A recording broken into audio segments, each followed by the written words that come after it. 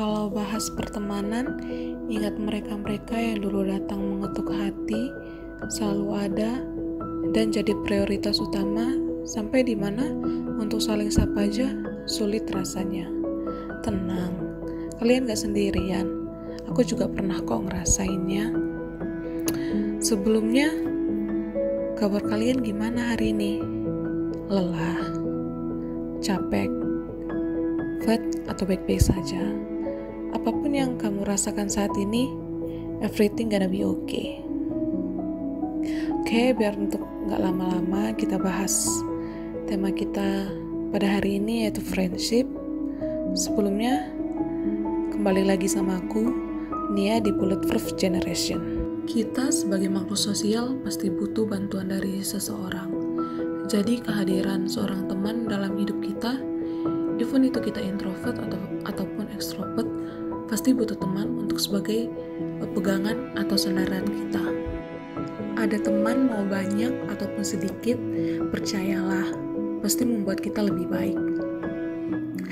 Sepertinya kalau aku bilang begini, rasanya baik-baik aja kedengarannya. Enggak, aku juga pernah kok ngerasain suka dukanya dalam circle pertemanan. Aku punya teman dari kecil yang selalu bareng, apapun itu kondisinya, hingga akhirnya kita tuh harus pecah untuk mengejar tujuan hidup kita masing-masing. Sampai hingga terus aku jalani, aku bingung. Aku berhenti sejenak dan muncul pertanyaan ini. Tujuan aku nggak sih? Apa aku salah melangkah? Pasti ada pertanyaan-pertanyaan seperti itu yang bikin kita nyerah sama diri kita sendiri, yang capek tambah capek. Padahal diri sendiri udah tahu pikiran seperti itu bisa ditepis dengan istirahat sejenak. Bicara pertemanan, memang kita nggak bisa memaksa mereka untuk selalu sama-sama dengan kita. Mereka juga berhak memilih jalan mereka masing-masing. Jadi, kalau kita realize, kok teman aku tinggal segini ya? Kok aku ketemu orang-orang ini mulu? Bahkan, mungkin mereka-mereka itu bisa dihitung dengan jari. Tenang, semakin kita grow up, otomatis inner circle kita gak sebesar dulu. Dalam circle pertemanan pasti ada yang toksik ataupun yang sehat. Menurut kalian, gimana kalau kalian berada di circle pertemanan yang toksik? Apakah kalian akan bertahan atau keluar dari pertemanan itu?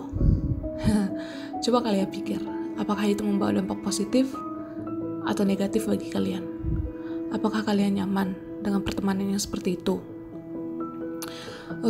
Beda halnya dengan aku. Mungkin aku bisa dikatakan sangat berhati-hati dalam memilih teman untuk saat ini. Aku gak peduli sih kalau orang bilang teman aku itu mulu. Dan juga bukannya gak mau punya teman baru. Hanya saja aku cuma gak mau salah aja dalam pertemanan, yang pada akhirnya nanti muncul penyesalan.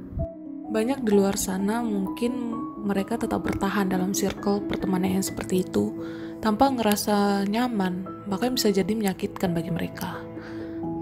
Menurut aku, dia itu hanya takut pada saat keluar dari pertemanan yang toksik itu, mereka bahkan tidak diterima di lingkungan yang baru. Mungkin itu alasan mereka untuk bertahan di situ. Walaupun kita punya cara sendiri dalam memilih teman, tetapi setidaknya kita tahu mana teman yang memiliki dampak positif atau negatif dalam hidup kita.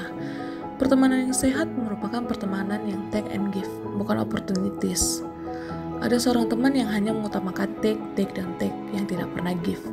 Misalnya nih, kamu selalu ngulangin waktu kamu buat teman kamu yang kapanpun dia butuh kamu.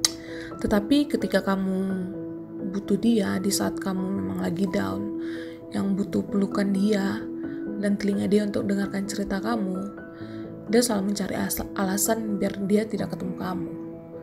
Pertemanan yang memberi dampak positif ialah seorang yang selalu mendukung kita tanpa menghina kita, yang membuat kita down, dan yang selalu mengingatkan kita ketika kita keluar dari jalur. Yang terpenting adalah sebelum kita mencari seorang teman ataupun sahabat yang kita inginkan, kita harus bisa menjadi seorang teman yang bisa memberi dampak positif. Sekian dari saya, Terima kasih untuk teman-teman yang sudah mendengarkan. Jangan lupa like, comment, share, and subscribe. Terima kasih.